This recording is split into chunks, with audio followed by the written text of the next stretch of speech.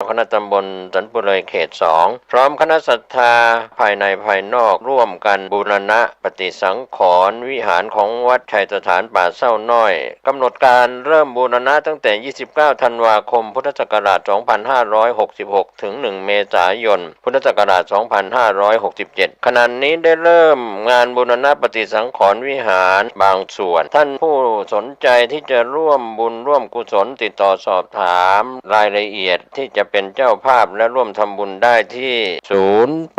0876572276ได้ทุกวันก็เป็นข่าวสารประชาสัมพันธ์งานบุญงานกุศลเชิญท่านร่วมบูรณะปฏิสังขรณ์วิหารของวัดชัยสถานป่าเศร้าน้อยตำบลสันปุเรยอำเภอดอยสะเก็ดจังหวัดเชียงใหม่เพื่อเป็นสถานที่ประกอบศาสนพิธีในทางพระพุทธศาสนาได้บุญได้กุศลโดยทั่วหน้ากัน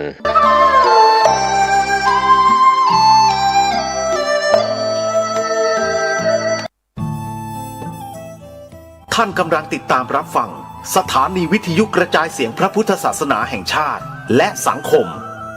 คลื่นเพื่อการศึกษาพระพุทธศาสนาและวัฒนธรรมระบบ FM 104.5 เมกะเฮิรตซ์รายการต่อไปเป็นรายการคดีโลกคดีธรรมเป็นศาสนาสำหรับชาติเราศาสนาในสมัยนี้เป็นของที่แยกจากชาติไม่ได้เป็นความจำเป็นที่เราทั้งหลายผู้เป็นไทยจะต้องมั่นคงอยู่ในศาสนาพระพุทธซึ่งเป็นศาสนาสำหรับชาติเราพระพุทธศาสนาก็ดีหรือศาสนาใดก็ดีที่ตั้งมั่นอยู่ได้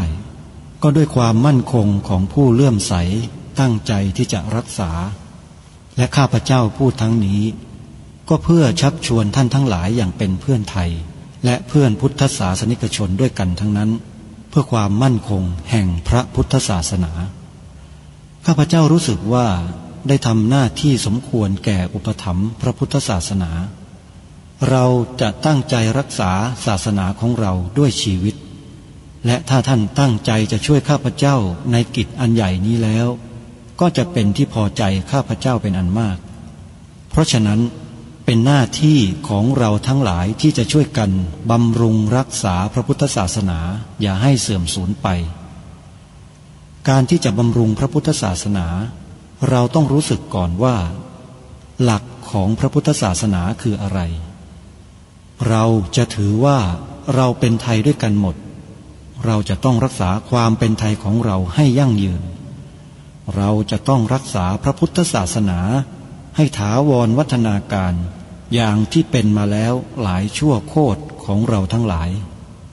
พระบรมราโชวาทของพระบาทสมเด็จพระมงกุฎเกล้าเจ้าอยู่หัวรัชกาลที่6พระบรมราโชวาทก็ดีพระราชนิพนธ์ก็ดีหรือพระบรมราชโองการของพระมหากษัตริย์ถือเป็นบทบัญญัติแห่งกฎหมายทั้งหมดทั้งสิ้นการบัญญัติให้พระพุทธศาสนาเป็นศาสนาประจำชาติไทยไว้ในรัฐธรรมนูญจึงเป็นสิ่งที่ถูกต้องทั้งกฎหมายและทางโบราณราชประเพณีการบัญญัติให้พระพุทธศาสนาเป็นศาสนาประจำชาติไทยไว้ในรัฐธรรมนูญย่อมเป็นหลักค้ำประกันให้กับประชาชนคนไทยว่าตนได้ปฏิบัติตามกฎหมายอย่างแท้จริงการบัญญัติให้พระพุทธศาสนาเป็นศาสนาประจำชาติไทยไว้ในรัฐธรรมนูญมิได้เป็นการลิดรอนสิทธิเสรีภาพของผู้ใดแต่เป็นการยืนยันความจริงตามกฎหมายและประวัติศาสตร์ชาติไทยการบัญญัติให้พระพุทธศาสนาเป็นศาสนาประจำชาติไทยไว้ในรัฐธรรมนูญจะทำให้พระพุทธศาสนาได้รับการอุปถัมภ์และคุ้มครองจากรัฐดุจเดียวกันกับที่องค์พระมหากษัตริย์ทรงกระทำมาการบัญญัติให้พระพุทธศาสนาเป็นศาสนาประจำชาติไทยไว้ในรัฐธรรมนูญจะป้องกันพระพุทธศาสนาไม่ให้ถูกลัทธินิกายนอกศาสนากระทำการใดๆได้ด้วยอุบายต่างๆนานาการบัญญัติให้พระพุทธศาสนาเป็นศาสนาประจำชาติไทยไว้ในรัฐธรรมนูญจะทำให้สังคมไทยมีแต่ความสุขร่มเย็นเป็นธรรม ทั้งต่อคนศาสนาอื่นและคนสัญชาติอื่นได้อย่างแท้จริงแต่ถ้าไม่บัญญัติให้พระพุทธศาสนาเป็นศาสนาประจำชาติไทยไว้ในรัฐธรรมนูญในอนาคตประเทศไทยจะต้องตกอยู่ในสถานะเดียวกันกับพื้นที่3 จังหวัดชายแดนภาคใต้อย่างแน่นอนพระบรมราโชวาทพระบาทสมเด็จพระเจ้าอยู่หัวในมหาสมาคมณพระที่นั่งอมรินทร์วินิจฉัยในพระบรมมหาราชวังโดยที่พระพุทธศาสนาเป็นศาสนาประจำชาติของเราทั้งตามความศรัทธาเชื่อมั่นของข้าพเจ้าเองก็เห็นเป็นศาสนาที่ดีศาสนาหนึ่งเนื่องในบรรดาสัจธรรมคำสั่งสอนอันชอบด้วยเหตุผลจึงเคยคิดอยู่ว่าถ้าโอกาสอำนวยข้าพเจ้าควรจะได้บวชสักเวลาหนึ่งตามราชประเพณีซึ่งจะเป็นทางสนองพระเดชพระคุณพระราชบูรพการีตามคตินิยมด้วยและนับตั้งแต่ข้าพเจ้าได้ครองราชสืบสันตติวงศ์ต่อจากสมเด็จพระเชษฐาธิราชก็ล่วงมากว่า10 ปีแล้วเห็นว่าน่าจะถึงเวลาที่ควรจะทำตามความตั้งใจไว้นั้นแล้วประการหนึ่งอันหนึ่งการที่องค์สมเด็จพระสังฆราชหายประชวรมาได้ในคราวประชวรครั้งหลังนี้ก่อให้เกิดความปีติยินดีแก่ข้าพเจ้ายิ่งนักได้มาคำนึงว่าถ้าในการอุปสมบทของข้าพเจ้าได้มีองค์สมเด็จพระสังฆราชเป็นพระอุปชาแล้วก็จะเป็นการแสดงออกซึ่งความศรัทธาเคารพในพระองค์ท่านของข้าพเจ้าได้อย่างเหมาะสมอีกประการหนึ่งจึงได้ตกลงใจที่จะบรรพชาอุปสมบทในวันที่22 เดือนนี้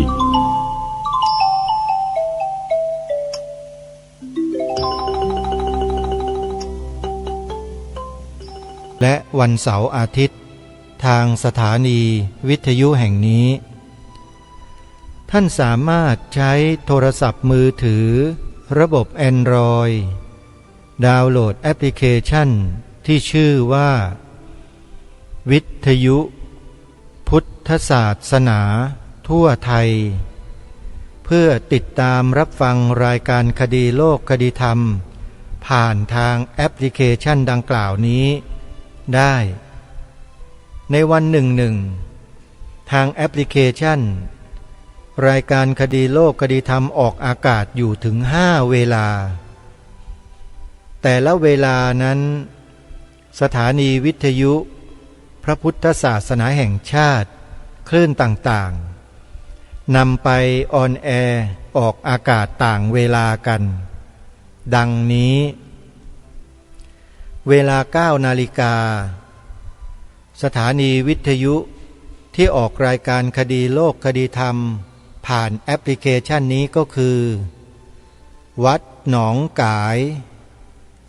วัดอารามมงคลวัดศรีอุดมวงศ์มีชื่ออยู่ในแอปพลิเคชันนี้ทั้ง3 สถานีต่อมาเวลา 10 นาฬิกาสถานีที่ออกรายการคดีโลกคดีธรรมก็คือสถานีวัดป่าจริยธรรมอยู่ในลำดับที่1ของตารางเลยพอเปิดแอปมาก็เจอสถานีวิทยุวัดป่าจริยธรรมอยู่ในอันดับแรกพอถึงเวลา 10 นาฬิกาออกอากาศไปตามที่ท่านได้ตั้งไว้เหมือนกับไฟล์เพลงอื่นๆที่ท่านใช้อยู่เป็นปกติเพียงแค่ติดต่อกันทางอีเมลก็สามารถที่จะส่งรายการให้กันได้แล้วเหมือนกับสถานีวิทยุต่างๆที่ออกรายการคดีโลกคดีธรรมอยู่ในปัจจุบันก็ใช้วิธีส่งไฟล์รายการไปให้แล้วก็นำไปตั้งไว้ในผังออกอากาศนะก็จะรันไปตามระบบอัตโนมัติพอถึงเวลารายการก็จะออกอากาศตามปกติเพราะฉะนั้นครูบาอาจารย์ผู้อำนวยการสถานีวิทยุพระพุทธศาสนาคลื่นใดๆนะครับถ้าต้องการให้รายการนี้บรรจุไว้ในผังรายการในเวลาใดเวลาหนึ่งซึ่งรายการนี้จะออกอากาศทุกวันจะส่งรายการให้ทุกวันไม่เคยขาดนะครับ นะถ้าใครสนใจก็ติดต่อมาเพื่อจะพูดคุยกันในรายการได้นะครับเพื่อจะนำรายการนี้ออกอากาศเป้าหมายของรายการก็คือต้องการสร้างจิตสำนึกให้แก่คนไทยของเราให้ยิ่งขึ้นใครที่ยังไม่มีก็จะสร้างให้มีจิตสำนึกขึ้นมาเพื่อให้เขานั้นได้ช่วยกันสืบสารรักษาต่อยอดความเป็นไทยของเราซึ่งความเป็นไทยนั้นมีพระพุทธศาสนาเป็นแหล่งเรียนรู้เป็นรากฐานที่สำคัญของความเป็นไทยของเราเพราะฉะนั้นจึงไม่สามารถที่จะหลีกเลี่ยงในการยอยกพระพุทธศาสนาได้รายการนี้จึงได้มาเชิญชวนพวกเราได้ช่วยกันยอยกพระพุทธศาสนาด้วยกันด้วยการทำหน้าที่3 ข้ออันนี้แหละตรงกับความอยากที่ท่านเจ้าประคุณสมเด็จพระพุทธโฆษาจารย์ปอ.ประยุตโตท่านได้อธิบายความไว้เมื่อเทปที่แล้วที่เราฟังกันนะฮะก็คือมีการแปลความว่าตัวฉันทะเนี่ยท่านบอกว่าครูบาอาจารย์ท่านแปลว่ากัตตุกรรมยตาแปลว่าความอยากจะทำเหมือนกับรายการคดีโลกคดีธรรมและครูบาอาจารย์ต่างๆที่จัดตั้งสถานีวิทยุต่างๆเนี่ยครับมีฉันทะกันทั้งนั้นครับพวกเราเนี่ยแต่เมื่อมาพูดถึงระดับของความเป็นชาติบ้านเมืองความเป็นไทยแล้วซึ่งถือว่าเป็นประโยชน์ส่วนรวมของบ้านเมืองเนี่ยอันเนี้ยยังหาความเป็นฉันทะที่จะทำเพื่อส่วนรวมแบบนี้ยังน้อยอยู่จึงได้เรียกร้องกราบกรานเชิญชวนพ่อแม่ครูบาอาจารย์ของเราเนี่ยมาร่วมอุดมการณ์นี้ด้วยกันไม่ใช่อุดมการณ์ของผมนะครับแต่เป็นอุดมการณ์ของบรรพบุรุษของเราครับที่กระทำมาแบบนี้ตลอดองค์บุรพมหากษัตริย์ทุกพระองค์ทรงยอยกพระพุทธศาสนาเท่านั้นนะครับศาสนาอื่นเนี่ยแค่อุปถัมภ์บำรุงให้เฉยๆให้อยู่อย่างมีความสุขไม่ใช่มายอยกเหมือนอย่างวันนี้ไม่มีนะครับที่ใครไม่รู้แหละพอมีอำนาจมีความเป็นใหญ่ขึ้นมาเขาสมมุติให้โอ้โหไปยอยกกันใหญ่เลยเต็มบ้านเต็มเมืองไปหมดจริงไม่จริงท่านไม่เชื่อลองไปดูคลิปของสมาคมปกป้องพระพุทธศาสนาแห่งประเทศไทยดูสิครับท่านไปเปิดดูได้เลยพี่น้องประชาชนคนไทยทุกท่านทุกคนนะเดี๋ยวจะหาว่ารายการคดีโลกคดีธรรมเนี่ยพูดแรงไม่ได้แรงเลยฮะพูดความจริงแต่พวกเราไม่รู้ไม่ทราบกันเองว่ามันเกิดอะไรขึ้นกับแผ่นดินกับบ้านเมืองไทยของเราเกิดอะไรกับความเป็นไทยของเรารายการนี้ก็แนะนำว่าให้ไปดูเถอะไปฟังเถอะแล้วท่านจะทราบรายการนี้จะไม่พูดเองไงถ้าพูดเองแล้วมันหนักกว่าคนเหล่านั้นพูดเยอะเลยจึงไม่พูดไงฮะได้แต่แนะนำให้ไปดูกันไปดูนะฮะคลิปใน YouTube นะพิมพ์ชื่อนี้เลยชื่อองค์กรของเขาเลยเขาทำหน้าที่นี้โดยเฉพาะออกมาเปิดโปงออกมาแสดงให้เห็นความจริงว่าแท้จริงแล้วไอ้ลัทธิความเชื่อบางอย่างเนี่ยมันคืออะไรมันเป็นยังไงแล้วมันมายังไงมันทำอะไรกันอยู่แล้วมันจะทำอะไรกันต่อไปกับบ้านกับเมืองไทยของเรานี่มันเป็นอย่างนั้นท่านจึงให้ไปดูกันไม่เช่นนั้นเราก็จะไม่รู้ความจริงว่าคืออะไรดูแล้วต้องดูให้ครบถ้วนกระบวนความดูให้หลายๆตอนดูเยอะๆอย่าดูเพียงแค่คลิปเดียวแล้วหยุดแล้วเลิกดูไม่ได้ประโยชน์เลยฮะก็ได้แค่ดูแค่นั้นน่ะแต่ว่าไม่ได้ความคิดอะไรที่จะมาเป็นตัวเป็นตนกลั่นกรองขึ้นมาเป็นจิตสำนึกและอุดมการณ์ได้เลยฮะต้องดูให้ครบดูให้เยอะๆนะฮะเว็บไซต์ที่แนะนำก็ดีคลิปต่างๆที่แนะนำให้ดูก็ดีโดยเฉพาะคลิปในปัจจุบันที่กำลังร้อนแรงมากๆเลยก็คือคลิปของสมาคมปกป้องพระพุทธศาสนาแห่งประเทศไทยเข้าไปดูนะครับครูบาอาจารย์แล้วอย่าลืมญาติโยมครูบาอาจารย์ดูแล้วต้องช่วยกันแชร์ต่อกันไปให้เยอะๆแชร์เหมือนกับเราแชร์อะไรต่ออะไรตอนเช้าอ่ะขยันแชร์กันจังเลยแชร์พวกนี้ไปบ้างกันนะโยมนะช่วยกันแชร์บ้างให้ติดให้ห้อยไปบ้างนะคนเราก็จะได้รู้กันว่าบ้านเมืองกำลังเกิดอะไรขึ้นถ้าเราไม่ร่วมด้วยไม่ช่วยกันเดี๋ยวนี้เวลานี้ มันจะสายไปนะขอบอกว่ามันจะสายไปนั้นสิ่งหนึ่งที่ทางรายการทำหน้าที่อยู่ทุกวันนี้ก็คือสร้างจิตสำนึกสร้างอุดมการณ์ของความเป็นไทยของเราเนี่ยให้ฟื้นกลับคืนมาโดยใช้ฝีปากของพวกเรานี่แหละให้เป็นประโยชน์เราใช้ปากพูดเรื่องอื่นกันเยอะมากแต่ปกป้องความเป็นชาติไทยเนี่ยเรายังไม่ได้ทำกันเลยใช่ไหมเล่าทำกันหน่อยนะช่วยกันเพื่อส่วนรวมไม่ใช่เพื่อใครเลยนะฮะช่วยกันนะขอฝากไว้นะเอาละเดี๋ยววันนี้มีคลิปของท่านเจ้าพระคุณสมเด็จยังเหลือให้พวกเราได้ฟังกันต่อแล้วก็จะมีการถามตอบในรูปของการสัมมนานะจะมีการถามตอบกันในที่ประชุมวันนั้นด้วยนะเดี๋ยวเราลองมาฟังกันดูว่าในที่ประชุมเขาถามอะไรกับท่านเจ้าพระคุณสมเด็จในสมัยนั้นและท่านเจ้าพระคุณสมเด็จนั้นตอบคำถามของญาติโยมอย่างไรไปติดตามรับฟังพร้อมๆกันได้นะบัดนี้แล้วกล้าไปทำสิ่งอื่นที่เรียกว่าเป็นการสร้างสรรค์นั้นการที่เราไปนิยมตามวัฒนธรรมฝรั่งเนี่ยแล้วก็ไปได้แค่เปลือกแค่ผิวมันก็อันตรายแล้วก็สิ่งดีที่เรามีเราก็ไม่เอามาใช้ให้เป็นประโยชน์นั้นเราจะต้องมาปรับปรุงแก้ไขตั้งแต่การศึกษาของเราทีเดียวเนี่ยแล้วให้มันเปลี่ยนวิถีทางสังคมของเราวันนี้อาตมาก็ได้พูดมาเรื่องภัยแห่งพระพุทธศาสนานี่ก็ยาวนานแล้วนี้ได้พูดไปอย่างเมื่อกี้แล้วว่าพุทธศาสนาเนี่ยทำให้ประเทศไทยเป็นดินแดนที่ร่มเย็นเป็นสุขแล้วก็คนไทยชาวพุทธไม่มีความรังเกียจเหยียดฉันอยู่กับใครก็ได้ยินดีต้อนรับทุกคนแต่สภาพนี้มีในเมื่อพุทธศาสนามีชาวพุทธเป็นจำนวนแทบทั้งประเทศพอเปลี่ยนแปลงก็ต้องเตรียมตัวว่าเราจะแก้ไขอย่างไรนะเพื่อจะให้สภาพที่ดีนี้มันคงอยู่ต่อไปที่น่ากลัวก็คือว่าพวกหนึ่งมาได้วิธีรุนแรงอีกพวกหนึ่งก็คือด้วยวิธีเหยื่อล่อนะเล่ห์กลนะเหยื่อล่อเงินทองอะไรต่างๆเหล่านี้นะดังนั้นก็ต้องรู้ทันเป็นอย่างน้อยเราไม่ได้คิดเป็นปฏิปักษ์ศัตรูกับใครแต่จำเป็นจะต้องรู้เข้าใจแล้วก็คิดหาทางแก้ไขเป็นผู้ไม่ประมาททั้งนี้ก็เพื่อประโยชน์ไม่ใช่เพื่อตัวเราเองก็เพื่อส่วนรวมรักษาพระศาสนาไว้ให้เป็นสมบัติแก่คนรุ่นต่อไปเพื่อพุทธศาสนาจะช่วยให้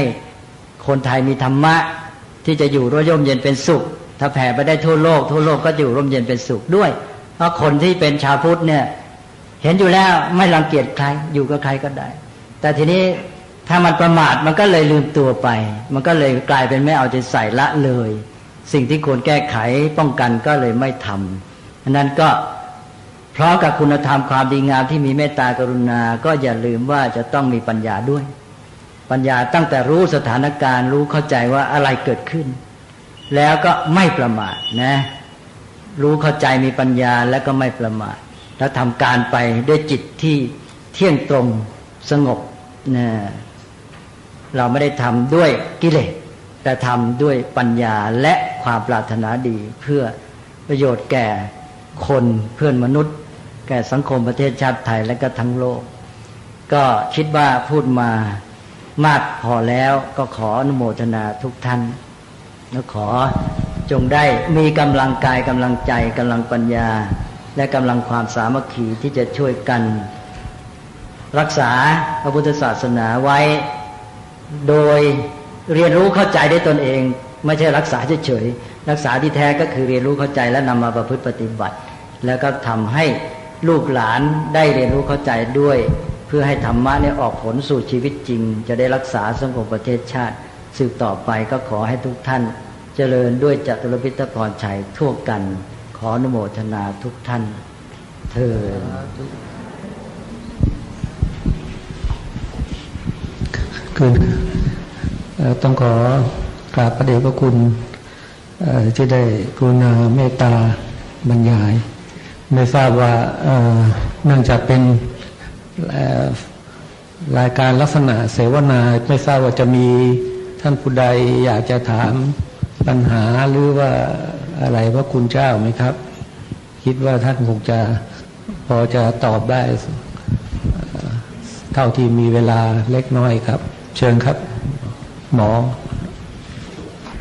กราบนมัสการพระเดชพระคุณนะครับกราบเรียนท่านประธานท่านอาจารย์สมพลนะฮะและท่านผู้มีเกียรติ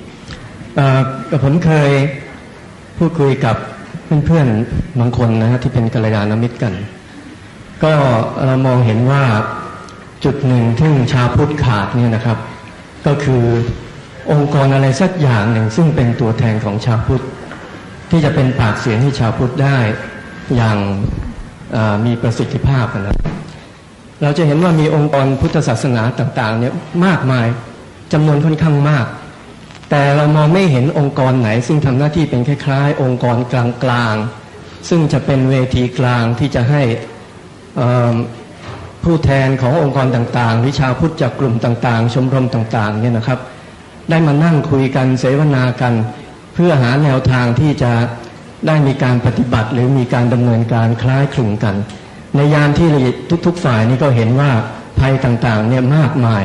แต่หลายๆฝ่ายก็ได้แต่ปราลบกันอยู่ในวงกลุ่มเล็กๆแต่ผมก็อยากจะกราบเรียนถามท่านพระเดชพระคุณว่าท่านพระคุณท่านจะมีแนวคิดแนวแนะนำอย่างไรว่าทำอย่างไรจะให้องค์กรพุทธทั้งหลายที่มีอยู่มากมายเนี่ยได้สามารถที่จะ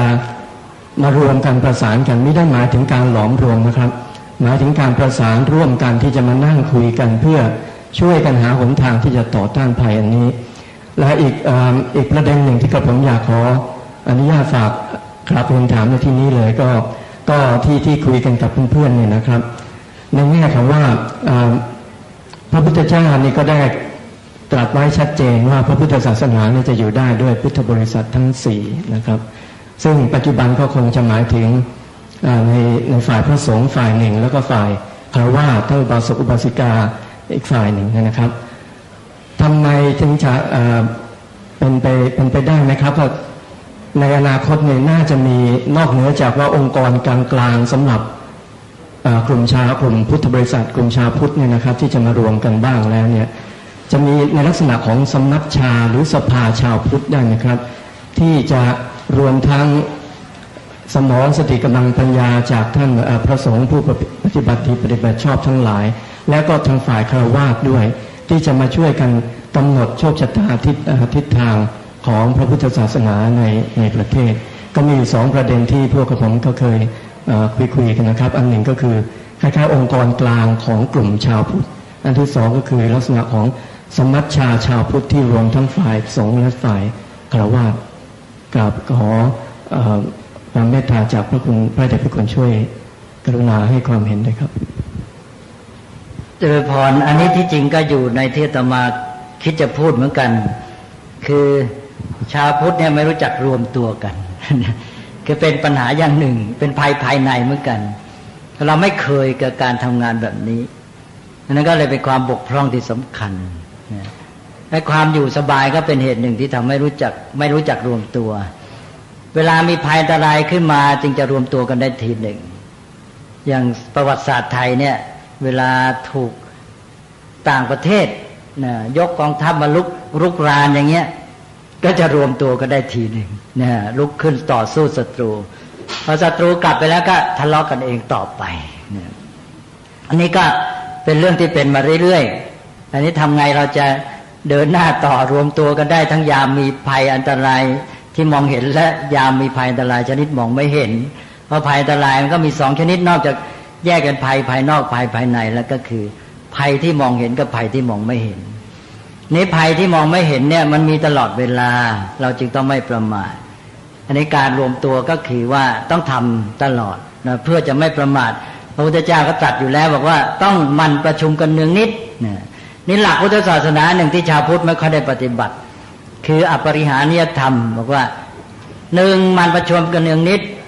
2เมื่อเลิกประชุมก็อยู่จะเลิกพร้อมกันว่างั้นนะและก็เมื่อมีเรื่องที่เป็นกิจส่วนรวมต้องลุกขึ้นร่วมกันทำพร้อมเพรียงกันอันเนี้ยแค่3ข้อแรกนี้ก็ชาวพุทธก็แทบจะตกแล้วนะการปฏิบัติธรรม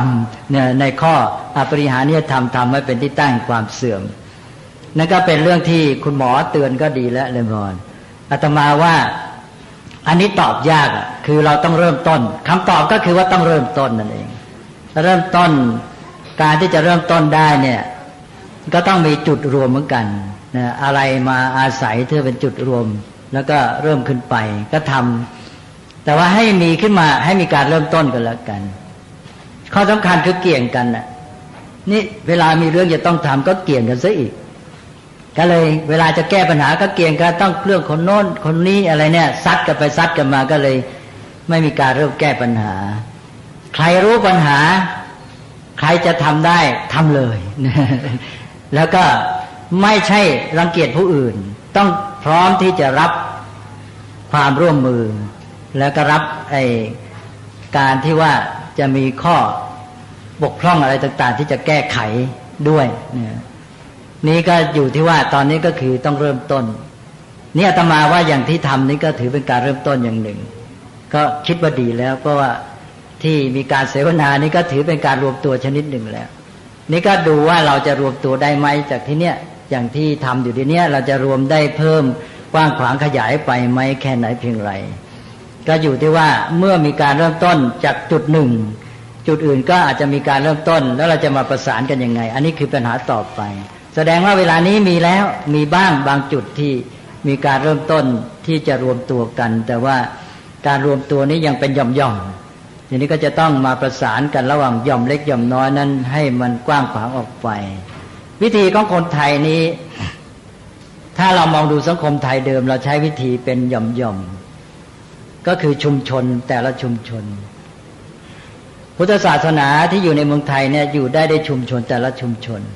คือเรามีชุมชนอยู่ในหมู่บ้านอยู่ในตำบลแล้วก็หมู่บ้านนั้นๆก็จะมีวัดเป็นศูนย์กลางแล้วชุมชนของตัวเองก็มีความสมบูรณ์ในตัวเองแล้วชุมชนต่างๆเหล่านี้ก็เชื่อมประสานกันเนี่ยอย่างประเพณีทอดกฐินทอดผ้าป่าเนี่ยชุมชนนี้พากันไปทอดกฐินที่วัดโน้นอะไรเนี่ยก็คือชุมชนหนึ่งเนี่ยไป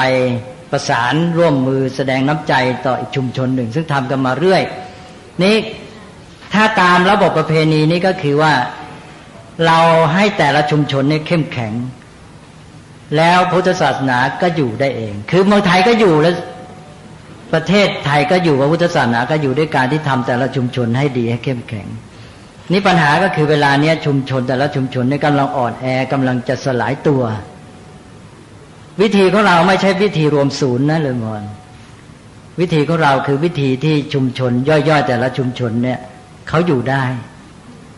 แล้วเขาก็พึ่งตัวเองได้พอสมควรแล้วก็มีศูนย์กลางที่คอยช่วยหล่อเลี้ยงนะถ้าเราใช้ระบบนี้ก็คือเราสามารถมีเป็นชุมชนหรือชุมนุมหรือว่าหน่วยย่อยๆเนี่ยกระจายกันอยู่ที่ต่างๆแต่ว่ามีหลักการมีแนวทางอันเดียวกันอันนี้สิสำคัญคือนอกจากว่าตั้งหน่วยตั้งศูนย์ร่วมมือเขาตัวแล้วเนี่ยทุกหน่วยเหล่านั้นน่ะมีหลักการอันเดียวกันสิ่งที่จะประสานให้เกิดความสามัคคีนั้นอยู่ที่หลักการอันเดียวกันแล้วก็หมายถึงจุดหมายด้วยหลักการแนวทางวิธีปฏิบัติมันเป็นอันหนึ่งอันเดียวกันด้วยอันเนี้ยความเป็นอันหนึ่งอันเดียวกันมันมาอยู่ที่นามธรรมอันเนี้ยตัวหลักการตัวจุดมุ่งหมายตัวแนวทางดำเนินและเสร็จแล้วมันก็เลยกลายเป็นอันหนึ่งอันเดียวกันทั้งประเทศเลยพุทธศาสนาของเราอยู่ได้อย่างนั้นนะเลยพรอย่าไปคิดว่าไปทำให้กรุงเทพเข้มแข็งแล้วก็ประเทศไทยจะอยู่ได้ไม่ใช่หรอกต้องไปทำให้ทุกชุมชนทั่วประเทศเนี่ยเขาเข้มแข็งเจริญงอกงามพุทธศาสนาในแต่ละชุมชนดีมีพระดีมีเจ้าวาดมีคุณสมบัตินั่นแหละพุทธศาสนาอยู่ได้ถ้าเราตั้งใจกันอย่างนี้นะเราต้องไปช่วยชนบทกันให้เยอะๆเวลานี้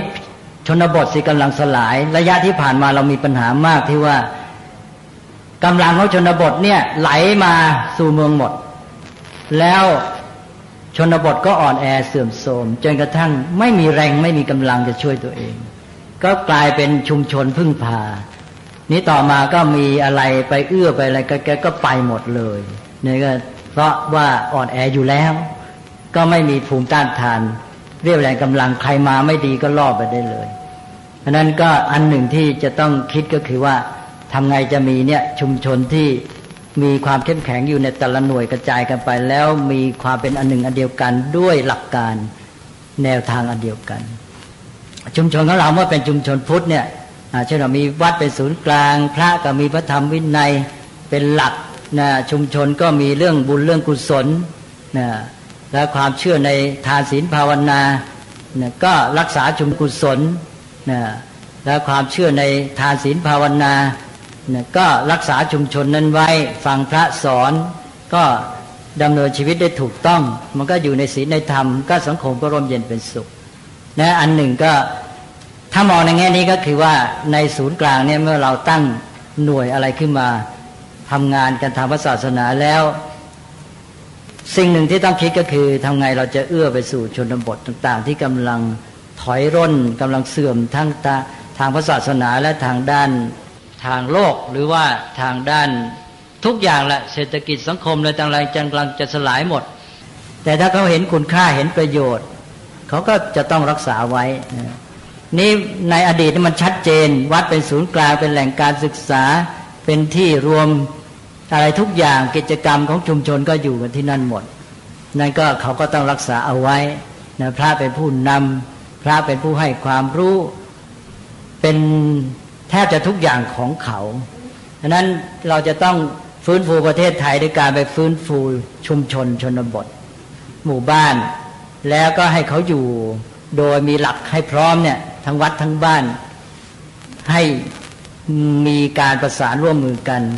พระต้องมีอะไรให้แก่ประชาชนก็คือให้ทางนามธรรมก็รวมความว่าตามหลักที่พระพุทธเจ้าตรัสไว้นะพระพุทธเจ้าบอกว่าพระสงฆ์กับคฤหัสถ์เนี่ยอุโภอัญโญญนิสิตาอาศัยซึ่งกันและกันฝ่ายหนึ่งให้วัตถุสิ่งของปัจจัยสี่ฝ่ายหนึ่งให้ธรรมก็คือทานมีสองอย่างมีอามิสทานกับธรรมทานญาติโยมมีหน้าที่เอื้อบำรุงพระสงฆ์ให้อยู่ได้ด้วยอามิสทานคือถวายปัจจัยสี่พระมีหน้าที่ให้ธรรมะแก่ประชาชนเนี่ยทั้งสองฝ่ายต้องให้แก่กันนะไม่ใช่ให้ฝ่ายเดียวบางทีเราไปเข้าใจผิดนึกว่าพระเนี่ยไม่ต้องให้อะไรนึกว่าพระโยมเป็นฝ่ายให้พระก็ต้องให้เหมือนกันนะทานมีสองอย่างและหน้าที่ของพระก็หน้าที่ให้ธรรมและหน้าที่ให้ธรรมนั้นมีสองอย่างคือให้โดยพูดกับให้โดยไม่ต้องพูดให้โดยไม่ต้องพูดคือหมายความว่าพระปรากฏตัวขึ้นที่ไหนญาติโยมชื่นใจที่นั้นอันนี้สิ่งที่จะต้องให้โยมได้ธรรมะเบื้องแรกคือได้ประสาทะคือความผ่องใสของจิตใจพอพระไปโผล่ที่ไหนญาติโยมกลัววิ่งหนีอย่างนี้ก็จบกันนะองค์นี้จะมาเอาอะไรเนี่ยอย่างนี้ก็ใจไม่ดีแล้วนะถ้าญาติโยมเห็นพระก็หนึ่งเป็นเครื่องหมายของความไม่มีภัยนะอันนี้สัญลักษณ์ที่หนึ่งเลย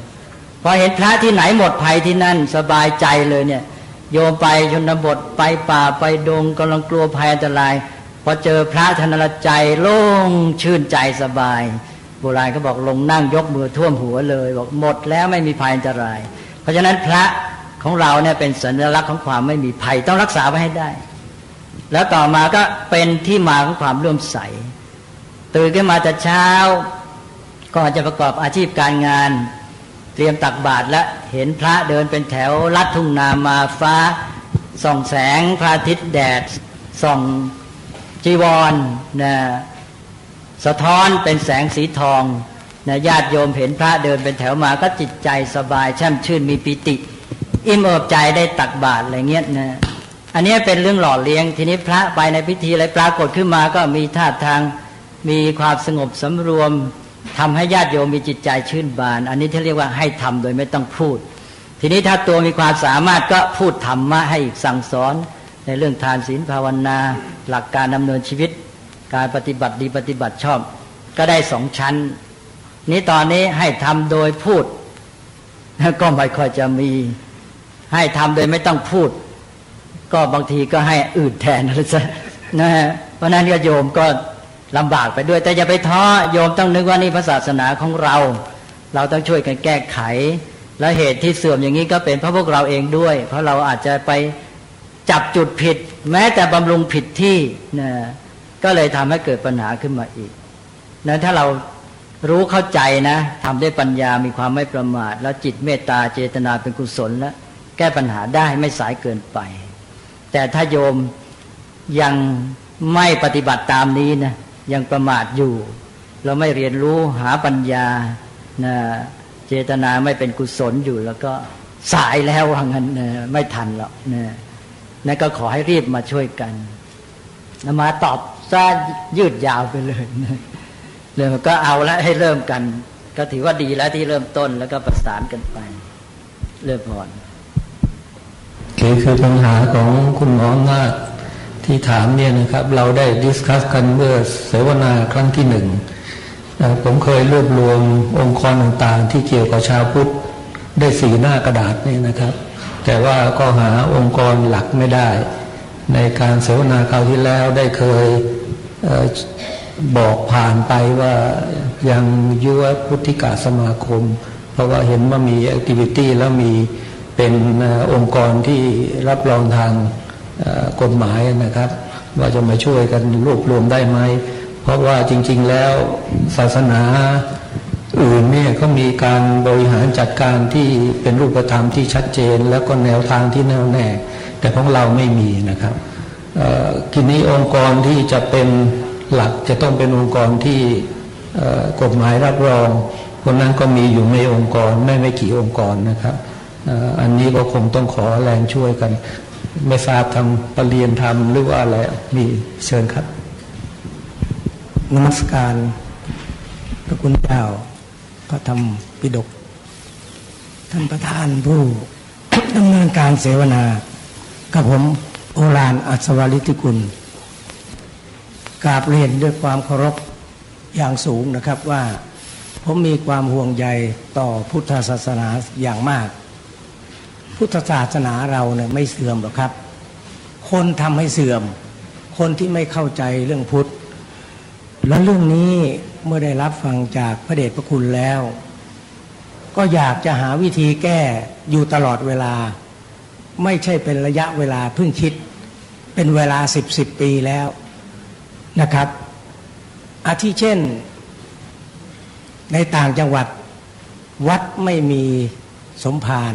ไม่มีเจ้าอาวาสขาดการดูแลแล้วก็สร้างโบสถ์ใหญ่โตสร้างศาลาไว้มากมายแต่ไม่มีคนรักษาปรากฏว่าบวชพระแต่ละปีนั้นโบสถ์นั้นนะไม่ได้ใช้ประโยชน์เท่าที่ควรเลยแข่งกันสร้างด้วยเหตุการณ์อย่างนี้นะครับได้กราบเรียนนมัสการพระราชาคณะไปหลายองค์อยากจะปรับปรุงอยากจะหาวิธีแก้ไขนะครับแล้วก็วิธีแก้ไขก็คงจะไม่ยากนะครับต่อเมื่ออยากเห็นพระราชาคณะทั้งหลายนะครับได้กระจายอำนาจพุทธสมาคมได้เข้าไปช่วยเหลือ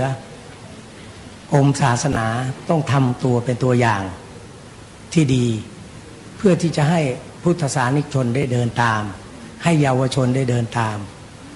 ให้เยาวชนได้ปกปักรักษาสิ่งที่เราบรรพบุรุษได้ทำมาผมกราบเรียนอย่างนี้ครับใน 5,000 วัดนั้นเนี่ยคงจะให้ท่านประธานเสวนาเนี่ยเป็นผู้นำผมจะร่วมด้วยจะใช้ทุนทรัพย์เท่าไหร่ก็ตามผมเชื่อว่าท่านประธานการเสวนาในวันนี้และผู้นำที่เข้ามาได้ร่วมเสวนาในวันนี้คงจะร่วมจิตร่วมใจกันหาทางขจัดได้อยากจะก่อตัวเล็กๆขึ้นมาก่อนทำสัก20-30 วัดคงจะทำทั้งหมดไม่ได้หรอกครับถ้าตัวอย่างสัก10-20-30 วัดแล้วผมเชื่อว่าคนที่มีความสามารถคนที่อยากออกมาแสดงความรัก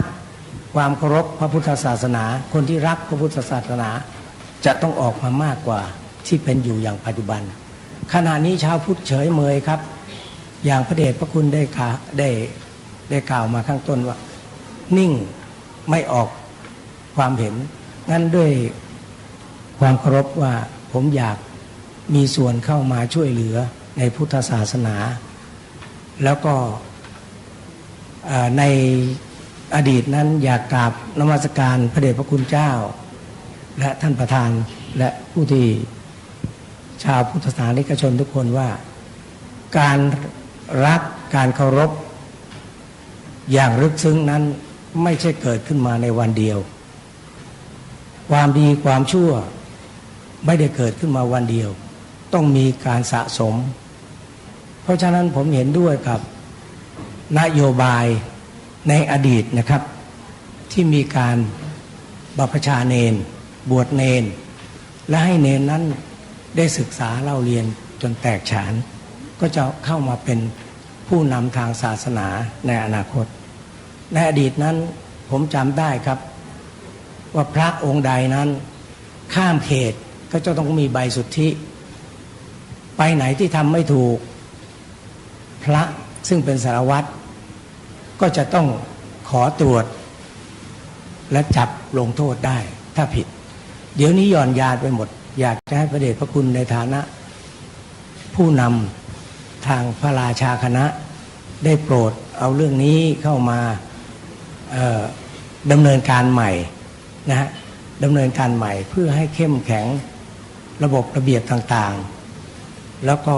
ผมเชื่อว่าพุทธศาสนิกชนที่มาฟังเสวนาในวันนี้มาร่วมเสวนาวันนี้คงจะร่วมจิตร่วมใจกันสนับสนุนพระเดชพระคุณให้นโยบายเป็นไปตามที่เราต้องการครับกับผมขอนมัสการด้วยความเคารพครับโดยพอที่จริงเรื่องนี้ก็มีพระที่ท่านเอาใจใส่ขนขวายก็ทำอยู่เหมือนกันบางแห่งบางจังหวัดหรือบางภาคเนี่ยท่านก็คล้ายๆเป็นโครงการหาเนรบวชเลยเพราะรู้อยู่ว่าเวลานี้ขาดแคลนเนรแต่ว่าจะทำไปได้แค่ไหนเพียงไรก็ยังไม่เป็นเรื่องของการประสานรวมกันทั้งหมดก็เป็นหย่อมๆอย่างที่ว่าเมื่อกี้อันนี้ก็เลยกลายเป็นว่าไม่พร้อมกัน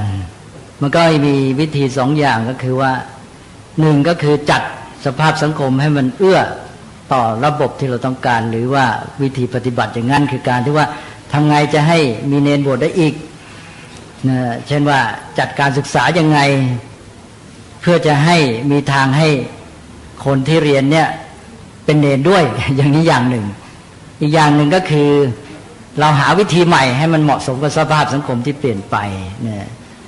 ว่าเอาละเมื่อไม่มีเนรบวชจะใช้วิธีไหนดีเนี่ยสร้างวิธีใหม่ขึ้นมาอันนี้ก็เป็นเรื่องที่ต้องช่วยกันคิดต่อไปแต่เวลานี้ที่ทำได้ก็อย่างที่ว่าคือทำเป็นหย่อม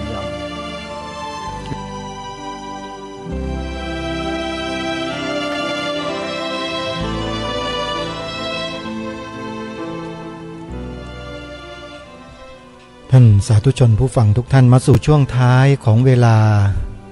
ก็คงจะต้องขอตัดสัญญาณไว้แต่เพียงเท่านี้ก่อนนะเนื้อหานั้นยังเหลืออยู่อีกประมาณ10นาทีคิดว่าเดี๋ยววันพรุ่งนี้จะนำมาเปิดในส่วนที่เหลือเป็นคำถามคำตอบตั้งแต่ต้นให้พวกเราได้ฟังกันใหม่อีกรอบหนึ่งซึ่งเป็นคำถามที่น่าสนใจมากก็คือการรวมตัวกันของชาวพุทธจัดตั้งเป็นองค์กรกลางแล้วก็จัดเวทีในการประชุมหารือกันเป็นกิจจลักษณะซึ่งประเทศไทยเรายังไม่ได้จัดตั้งองค์กรกลางในลักษณะเช่นนี้ขึ้นมาก็คิดว่าสิ่งที่ท่านเจ้าประคุณสมเด็จได้แนะนำไว้นั้นน่าจะบังเกิดขึ้นในเร็ววันนี้เดี๋ยววันพรุ่งนี้มาย้อนฟังคำถามคำตอบอันอีกครั้งหนึ่งจนกระทั่งจบแล้วก็มาสรุปกันในช่วงท้ายรายการเวลาของรายการวันนี้หมดลงแล้วท่านผู้ฟังต้องขอสมมุติยุติไว้แต่เพียงเท่านี้พบกับรายการได้ใหม่ในวันต่อไปขอความสุขความสวัสดีในธรรมแห่งองค์สมเด็จพระบรมศาสดาสัมมาสัมพุทธเจ้าจงปรากฏเกิดมีขึ้นในจิตใจของท่านผู้ฟังทุกท่านทุกคนเทินขอเจริญพรกล้าคิดก็ต้องกล้าทำอย่ากลัวถ้าทำความดีเป็นศึกษาปัญหาให้ทันท่วงทีเมืองไทยจะพัฒนากว่านี้รายการดีคดีโลกคดีธรรมขอ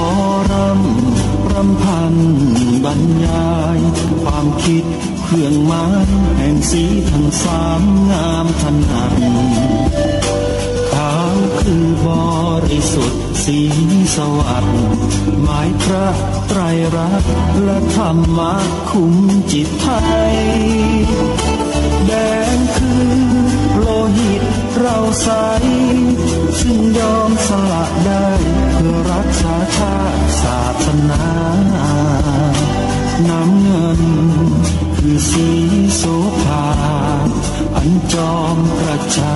ถ้าโปรดเป็นของส่วนองค์จับริ้วเข้าเป็นไตรรงค์ยิ่งเป็นสีธงที่รักแห่งเราชาวไทยทหารอวตารนำไปยงยุทธวิชัยวิชิตก็ชู